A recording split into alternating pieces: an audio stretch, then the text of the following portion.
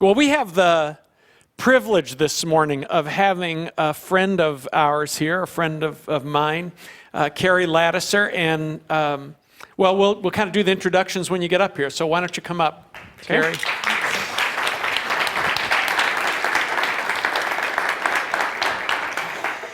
So this is Keri, and Keri so over the last couple of years, I mean, if you've been around at our church at all, you've heard any of our stories, you know that our church has taken a really interesting journey over the last, I don't know what you want to call it, 6, 8 years.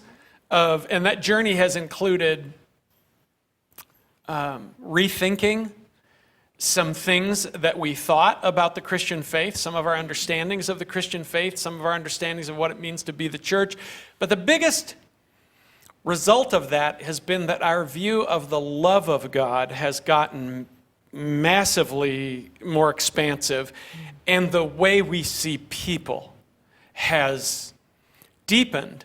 But as we took this journey over these last however many years, it felt kind of like a journey our church was taking alone, because it's a journey that most of the churches in our community around here that come from the kind of background we come from have not taken. In fact, I can't think of any right here. And so we took this journey. We felt very alone in this journey. And then 2-3 years ago, I think mostly some people wandering into our church started to, I think the way it started was like people saying like, "Do you know Keri Ladouceur?" And I'm like, "No." And they're like, "Well, you need to." She's a real troublemaker. She's a real troublemaker. I thought you were going to say like, she's really cool. You should know her. And I'm like, "Who is she?" And they talked about like the churches you had worked at, but they said, "She's helping us start this thing called the Post Evangelical Collective."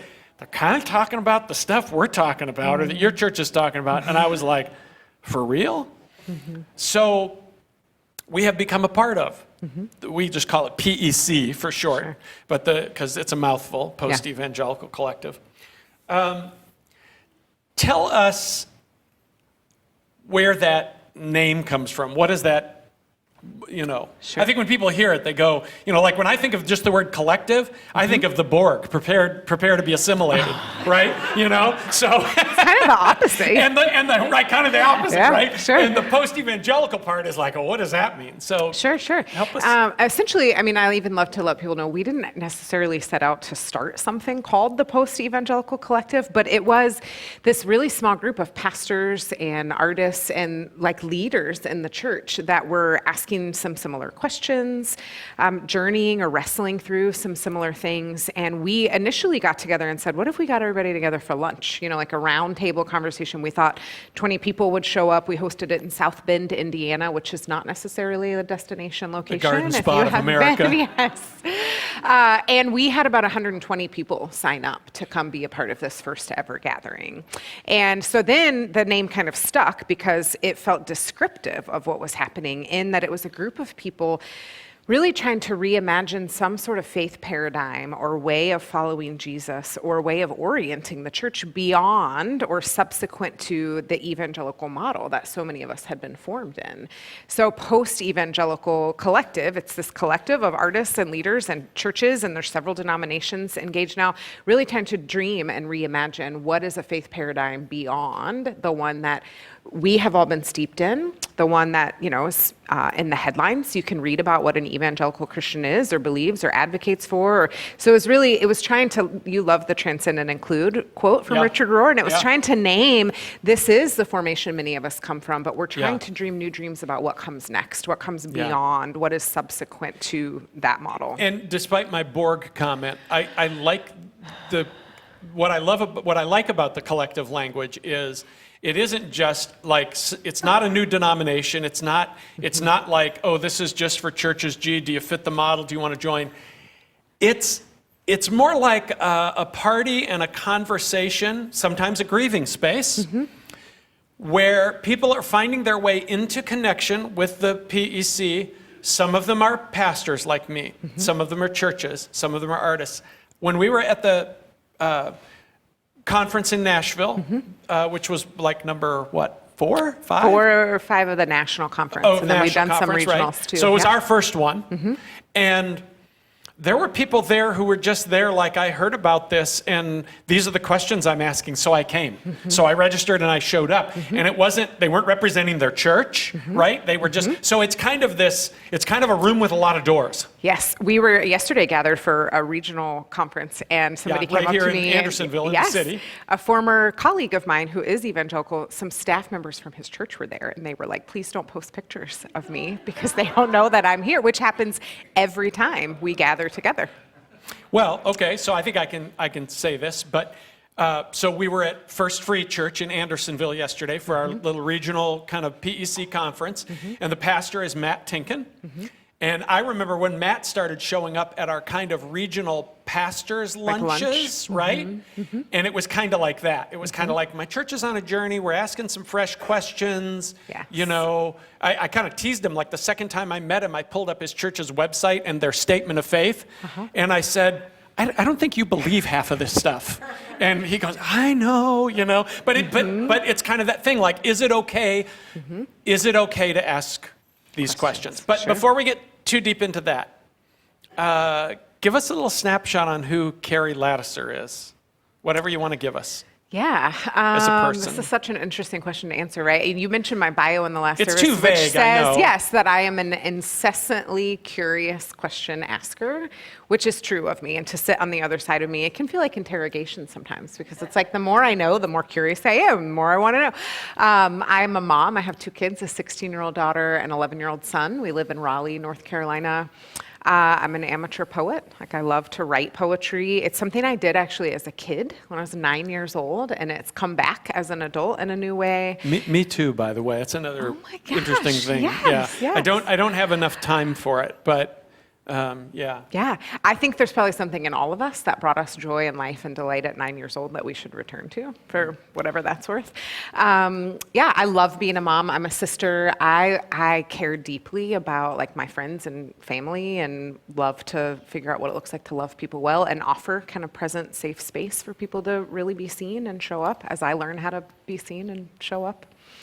I think that's the 1 minute snapshot. Okay, and the post-evangelical part is that maybe not everybody, but an awful lot of people who are connecting into the PEC, we have this common heritage in the sort of evangelical stream of the church. I mean, Lynn and I really are Catholic kids who then kind of came into the more. We weren't even in 1980. We weren't really using the word evangelical per se, but now we understand that as kind of a moniker for this collection of this stream of the church, so to speak.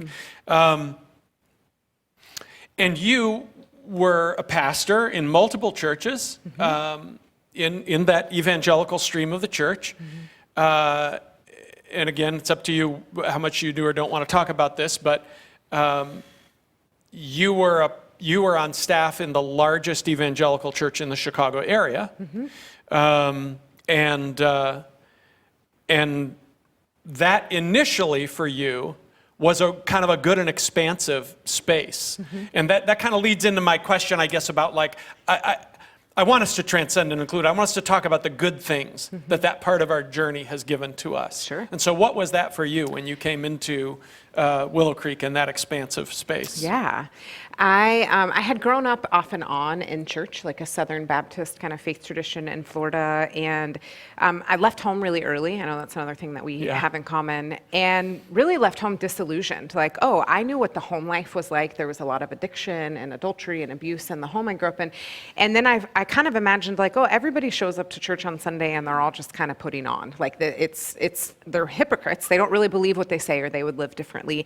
And I kind of deconstructed from the faith early on as a teenager. In my early 20s, I found my way back into like an independent, non-denominational evangelical church with great music. And I'm really I would say I darkened the doors of that church because I had tried everything the world had to offer me and I still felt like I was missing something. And it was a Southern Baptist church, and I ended up marrying a pastor who worked there, and he wanted to go do seminary at Willow Creek. And so going from this conservative stream of evangelicalism to Willow was really really expansive for me. And seeing like men and women serve side by side, seeing women actually be considered whole people and new forms of what gender roles could be, having women preach. There were women elders there. And it wasn't like they had just changed their mind because it was socially cool, like understanding how they read the Bible differently, and that this was what that led to was very expansive for me. Willow, more than 40 years ago, was doing missions work differently. They were engaging in other countries and finding local indigenous leaders already doing good work and fueling them instead of coming in with what a lot of churches like white saviorism, let us come, Our colonial missions model. Totally, right? totally. Yeah. They were like forward-thinking. And then in local stuff, they were saying, we don't just want to start a food pantry and do compassion ministry. We should go upstream and advocate for justice and for systems and structures that should be reoriented. So it was expansive in all these ways. I got to go to the Holy Land and sort of up close and personal, see all of the different sides of the conflict that had been playing out there for a long time. And one of the things that was expansive, but it was shattering in a lot of ways, was seeing firsthand the on-the-ground implications of the eschatology of that former framework. When you have like an end times belief or Da Vinci Code sort of left behind way of thinking about. I was just going to say, let's put the name on it. Left Behind. If you were around in the 80s like me, late great Planet Earth, you know, Hal Lindsey, and that whole thing that basically says, it says.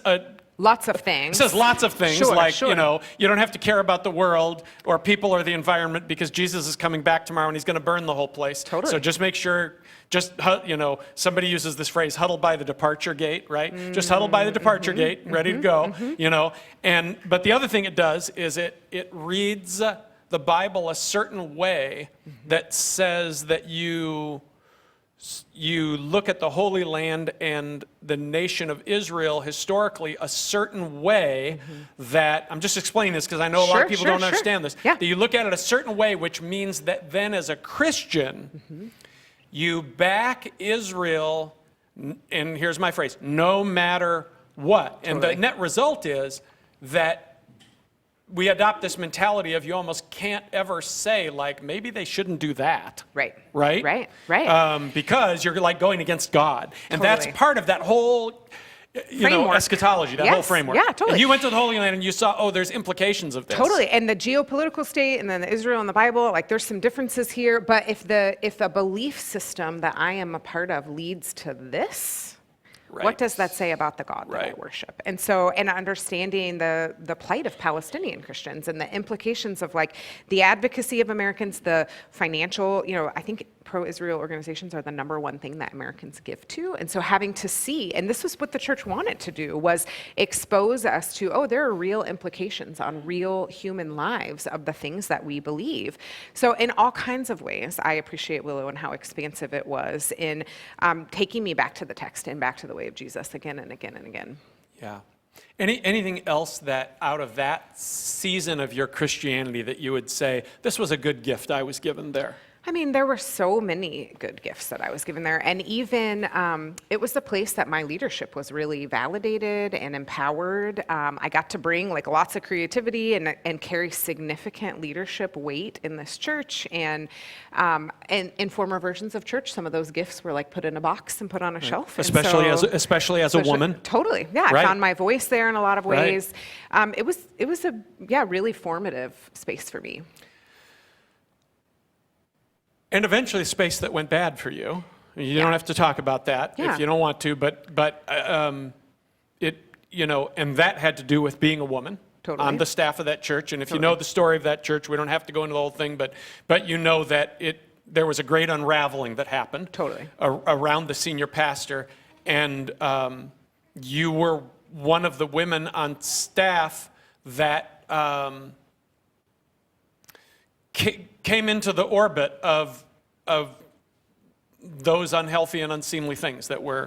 Am I saying that delicately enough? Well, and being 30 years old, working for a pastor who advised presidents, there were just things that were I had kind of rationalized, like, maybe he thinks that comment is okay and it's not, or for a while, and then eventually it was like, this is not good. I had to say no to some invitations that were inappropriate. I just said, hey, I think you guys want to give him better boundaries. I had no idea what else other women had experienced who didn't say no. The crux of it was I was holding up a mirror and saying, hey, we don't believe what we say we believe. We're not aligning with this. We should, reorient this. And I was obliterated by the organization for doing that, for telling the truth. And that was a real unraveling for me. That gap, and just over and over again, like, who are these people? And this is not the way of the church. It's such an interesting thing to me about power, because sometimes organizations, what they're projecting publicly, and of course I think about this a lot in a lot of context of church organizations, Sure. but it happens in other organizations. A lot of what they're projecting publicly is not like, oh, we're all about power and, steamrolling people and who's on top and the hierarchy and whatever else. But there is this undertone of, this is what we consider okay or acceptable or whatever. Mm-hmm. And if you cross that power, mm-hmm. it's like waking the sleeping dragon.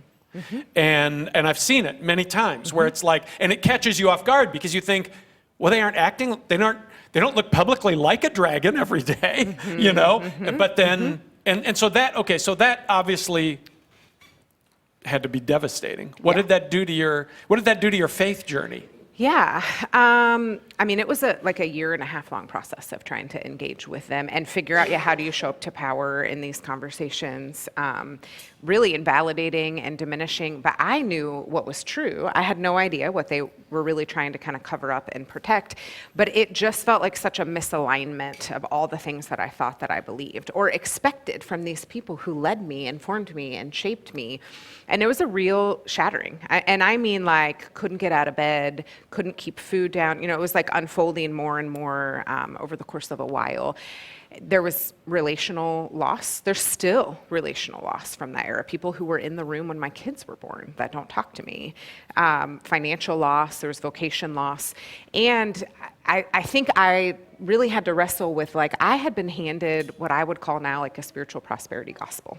A plus B equals C. If you do this, you act right, you believe right, then it's going to go well with you. And so then all of a sudden, when that thing cracked open, it was I had to wrestle with some of the things that I thought I believed, some of the beliefs that I had been handed. And for a while, I wanted nothing to do with the things of God, because this was the people of God that had kind of inflicted this on me. And I thought, they don't believe what they say they believe. What is there to believe?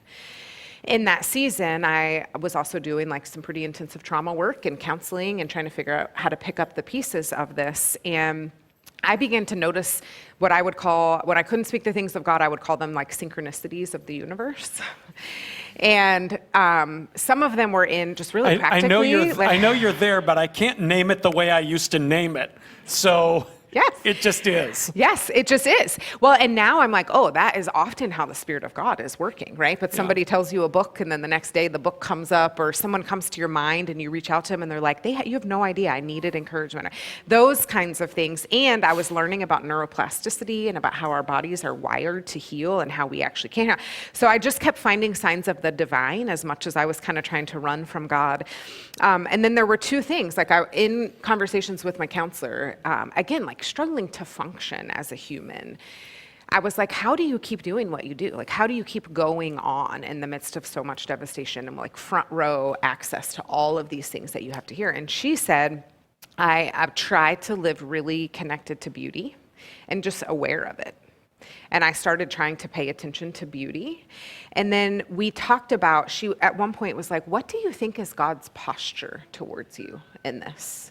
And I learned, I think God is standing there with his hands on his hips, tapping his foot, can you just get over it, girl, And she's what if God grieves with you about this? Is it possible? And took me to this passage in the Psalms that says, God is near to the brokenhearted. The passage in the Message says, if you have been kicked in the gut, and you can't catch your breath, that God is right there with you. And it was the first time someone had given me imagination for God's presence in the midst of suffering. Not that I had kind of screwed it up and been kicked out of God's presence, but that God was there. And maybe God even grieved what this church had done more than I did. I think, yeah. I think this whole idea of God being in it with us, as opposed to always sort of standing external and telling us to get moving, to get over it, to be good, to get on with it, to suck it up. Yeah. I think this is revolutionary, and it's been lost from most Christian faith. A number of years ago, I wrestled through this same thing, and came to this same, what seemed like a revolutionary conclusion, that the whole paradigm is different if God is suffering with me. Which we should have figured out just from the freaking cross. Can I just say and that? that Jesus right? is the one. Right? But we turned the cross into a transaction. Yes. Right? But if we had Yes. understood that God comes in and suffers not only for us, but with us. Yes. He's suffering in even in what we're doing to him in that moment. I thought of this when we were singing yesterday, one of the songs at the conference, because there was a line about God being you're the ground I'm standing on. And we've thought like God is out here saying like, hey, you got to go do this, and you got to come here, and you got to get over this, or you got to be good in this way. But what if when it's all stripped away and we don't know what to do, what's beneath our feet is God. What is holding us is God. I don't know if that makes sense to anybody, but I'm telling you, it's a different perspective. Totally. I know you hosted the Christ in the Rubble recently conversation, and I think about Munther Isaac saying, like, if you want to find where Jesus is in the rubble in Gaza right now. Jesus is under the rubble with the children of Gaza, and you go, oh. Yeah, so I should be, if I'm the hands and feet in the body of Christ. This is Jesus' whole life and ministry is with those who are suffering or stuck in the undertow, and there's something about the power and presence that is there when we show up with the heart and mind of Christ. So I feel like this is my 64-year-old brain. I lost my train of thought. No, this is what it is. I got it back. Whew. The synapse is fired. Woo! Yeah. All right. So I feel like, when we look back on, because we talk about this, and I'm sheepish about it sometimes, because I know people think, oh, you're just being critical of evangelical. That's not my point. So many good gifts. Like, I consider myself today an Orthodox Christian, which means I believe in the Trinity. I believe in the divinity and humanity of Jesus. I believe in the work of the cross. I understand it differently, but I believe in it. I believe in the reality of the Holy Spirit. Holy Spirit's not just an idea to me. That's Orthodox Christian stuff. Yeah. What's different, what has shifted for some of us, and I think the PEC is giving space for people who are wondering these things, is that and by the way, and all those things I learned in the evangelical stream of the church, right? Yes. People around here know, like, I'm a crazy lover of the Bible, right? Now, do I read it differently than I did at one time? There are things I read differently than I did at one time. But I love Scripture. That was a gift that was given to me. I came into evangelical churches, and the pastor was up there preaching the Bible, and I was like, I was a good little Catholic boy. And, we occasionally had a nice homily, but there wasn't this exposition of Scripture, right? And when this guy's first pastor we ever sat under, Pastor Bob, started teaching the Bible, I was like, I leaned over to Linda, I think, we were like 18, and I'm like, there's churches where they do this? Where they explain the Bible to you? So many good gifts. But with that, however it got there, there was laced in this thing that said, now that we know all these things, we kind of know all things. We kind of have it all buttoned up and nailed down. I sometimes call that the modern Christian package. Here it is. Here's your beliefs. Here's your behaviors. We've all got it figured out. And what it didn't allow space for was wondering. For you as a very curious person, I imagine that was a problem. Oh, yeah. Yeah. So it didn't allow space for wondering or conversation. Yes. Or saying like, we've kind of thought this. Does that idea we have need to be tweaked a little bit? Or, and I feel like that's what the Post Evangelical Collective is creating space for. For people. Yeah. You've heard me tell this story before, and I've told it to you before probably 10 times, but at the very time that we were, during what I call sort of the pandemic, cultural upheaval, political pivot that happened a number of years ago, during that season, I had already been starting to ask some new questions. But then I saw some of my fellow Christians cheering for some things that I couldn't cheer for. And I said, oh, is that the way of Jesus? And that just pried open Pandora's box of questions for me even more.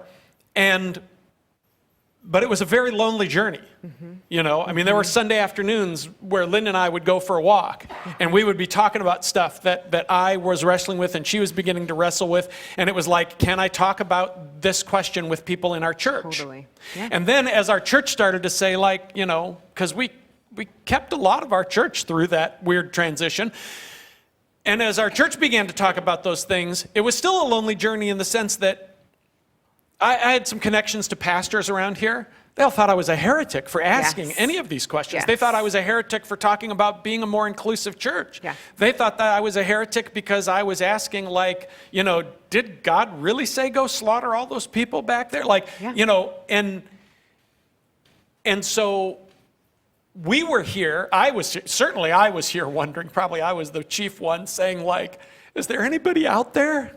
Like, is anybody? And I knew there were people asking these questions because I was reading their books. Sure. Like, I was reading books at the time. I had read McLaren years ago, but I was reading people like Brian Zond and Brad Jerzak, and, you know, and they were raising these questions.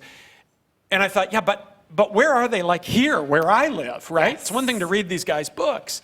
And then people started saying, do you know Keri Ladouceur? And I was like, who? You know? And at the same time, you guys were kind of trying to figure out, like, should you be trying to gather people? Can you just totally. talk about that? Yeah, we had that first gathering that was, I think, really validating and inspiring for all of us who dreamed it up and those who came in the room. And then we had this sense of like, okay, what are we supposed to do with this? We want to follow up and care well with these folks. Meredith Miller, who wrote Woven, was there at the first gathering, and she's talking about different ways of doing children's ministry. And we're like, well, probably most of these pastors want to know that she's doing that. And it opens up so much need that we're not even attending to right now. Like, how do you do marriage counseling work, right? Or premarital with couples beyond like gender-based hierarchies? And how do you do that with same-sex couples? There's so many resources that are needed. And so we decided we would start sort of formally this thing called the Post Evangelical Collective. And we say it's an ecosystem of pastors, artists, and leaders. We're connecting, resourcing, and trying to cultivate more post-evangelical churches. And in that, you could imagine then I have a bunch of like really smart dudes around the table helping to formalize this thing. And they're like, well, we have to have a new statement of faith. Like, we have to have a new belief statement, right? This is what every denomination comes up with when they start something new, and they want to declare, you know, what's different about it. And we don't call this a denomination, but there's still that temptation to say, if you gather some churches together, you got to come up with the statement of 16 fundamental truths about exactly how you think about every doctrine and everything. Yeah. Which there's so many things that we don't fundamentally believe the same thing about. And evangelicalism, some were prioritized over others. But my indigenous sensibility was, actually, I don't think that we should come up with a new intellectual assent that we invite people to go on, a new sort of freshly articulated belief statements. My indigenous sensibilities would say, you can tell what we believe by how we behave. So what if instead we decided to orient ourselves around a set of shared values, and the implication and application of those values looks really different, right? But these are values that we want to embody as individuals, and values that we want the churches to embody as they're orienting in a different way. And I want you to tell us what some of those are, because this is true confession. Yeah. Been around the PEC for a couple of years. Yeah. It was like 3 weeks ago I read the value statement on the website, and I sat there just going like, oh my God, do I want to continue to be a part of this? But I just want to say this. Sure. When I first talked to you about this, or I first heard you talk about it, values versus beliefs, and how the PEC decided to articulate those things, the thing I loved that you said was, you said, we're not going to say, here's our statement of 16, we got it all figured out now, because we're not trying to be the group that says, now, we got everything figured out. Sure. But this thing you said that gripped me was, you can tell what we believe by what we value. Because that really grabbed me, because I've been around the Christian game a long time. And I've been a part of denominations, and I've been a part of churches, and they all had their statements of fundamental truths. And a lot of times they could believe all those things, but it didn't have much bearing on their values. Yeah. So when you flip that and you say, no, let's talk about what we really value, who we're going to be. Totally. And does that reflect this thing we call Christian faith? Totally. But talk about some of the values Sure. piece. Oh, sure.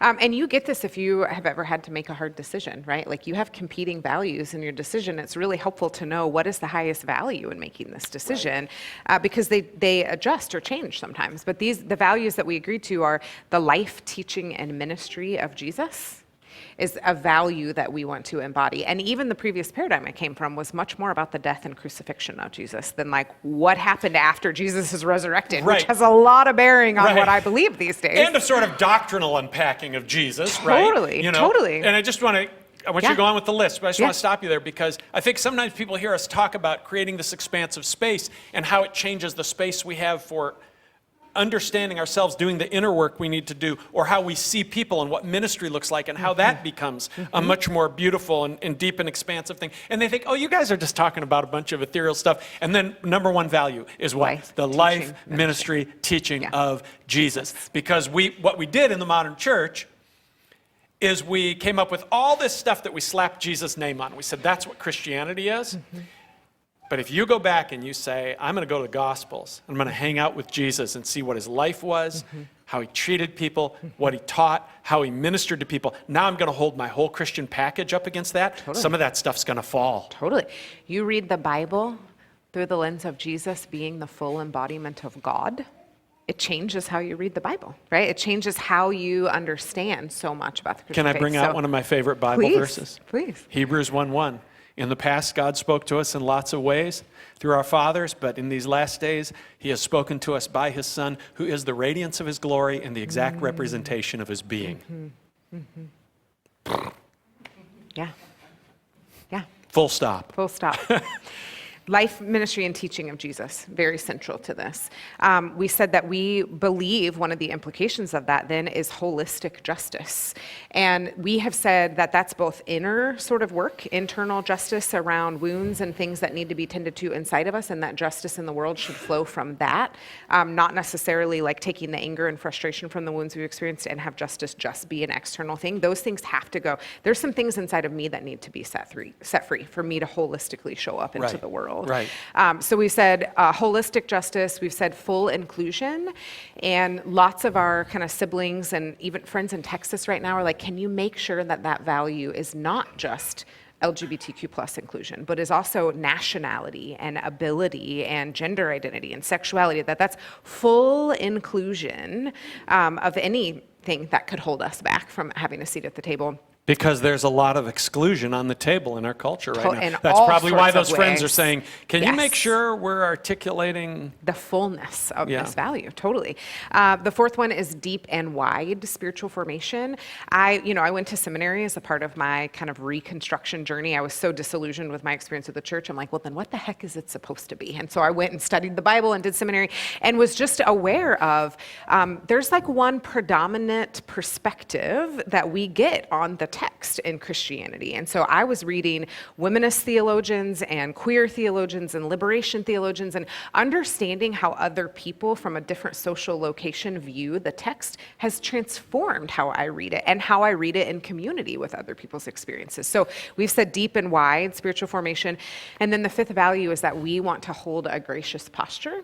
And how we approach what we do. We don't want to just pretend like now we have the handle on the good news. Those evangelicals did at some point, and now we've got it.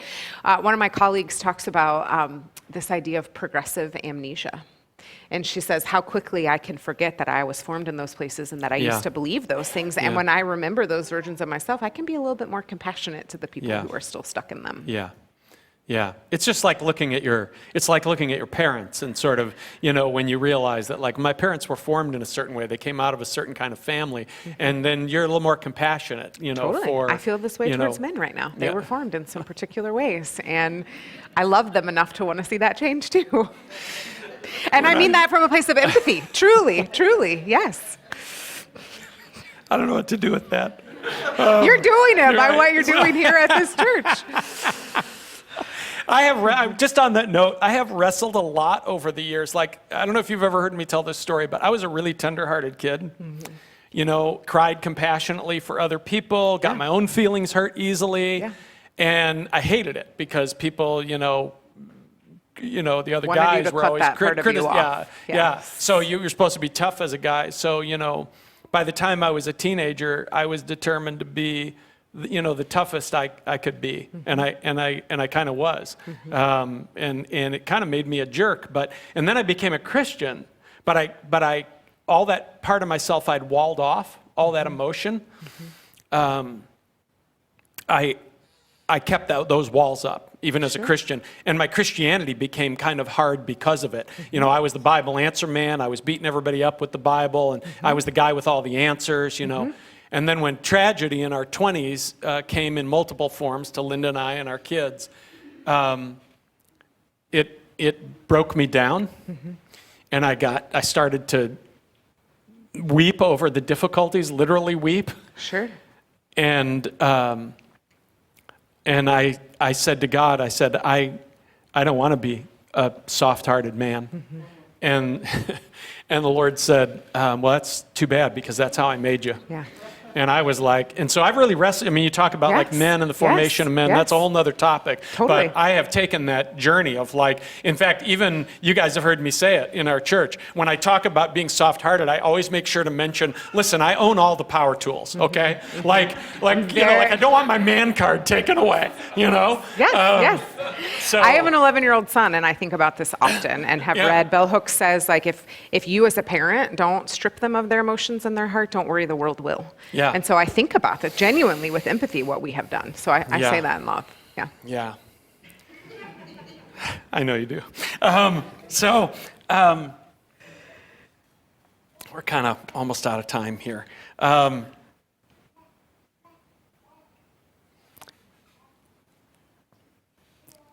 guess I want to say this isn't a question, it's a statement.